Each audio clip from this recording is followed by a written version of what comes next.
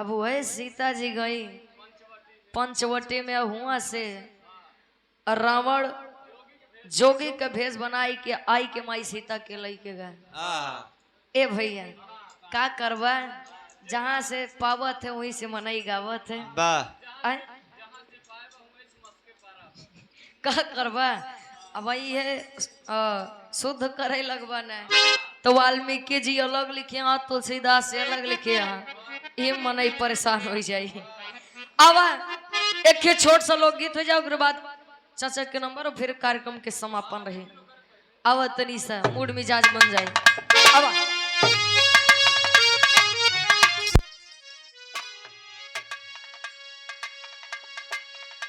क्या बात है,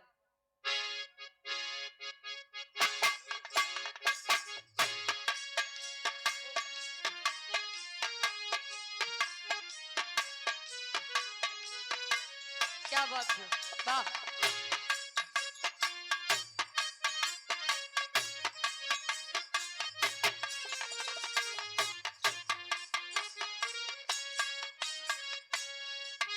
लइका कहे कहियो परवे में बीतत रहे रात हो,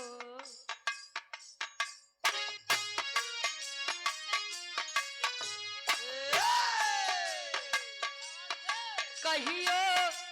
परवे में बीतत रहे रात हो, अब का बनेलू अनजान, कहियो परवे में बीतत रहे रात हो, अब का बनेलू अनजान, कहियो परवे में बीतत रहे रात हो, बाबा अब का लइका कहे मनवा पे हाथ धोके दिलवा से पूछा हमके शायद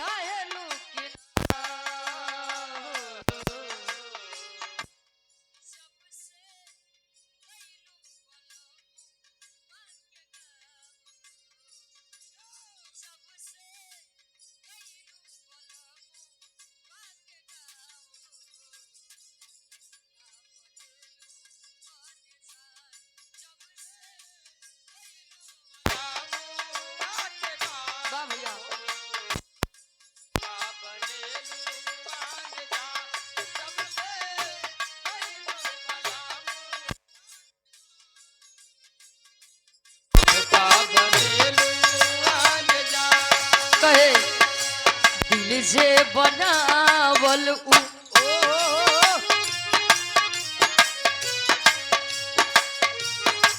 दिल जे बनावल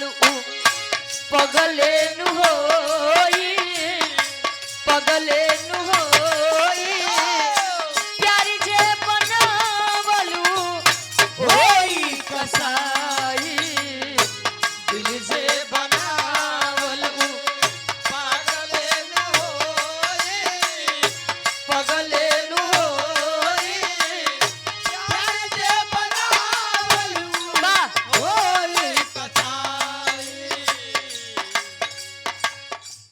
पहिले तो नीक लागे पहिले तो नीक लागे बाद में रुआई बाद में मुआई आई रोआई पहिले तो नीक लागे बाद में बुझाए बाद में बुझाए घोटले घोटाले नइखे आई पहिले तो नीक एहो दिल के दर्दिया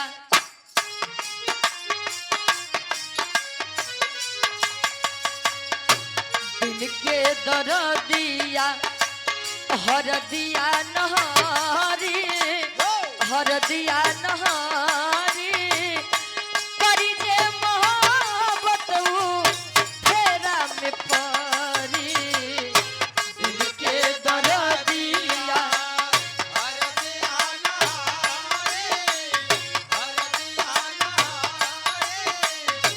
करी जे मोहब्बत तेरा में पारी दिल के दर्दिया। अब एक छोट सा लोक गीत हो जाए ओकर बाद कार्यक्रम के समापन रहे आजा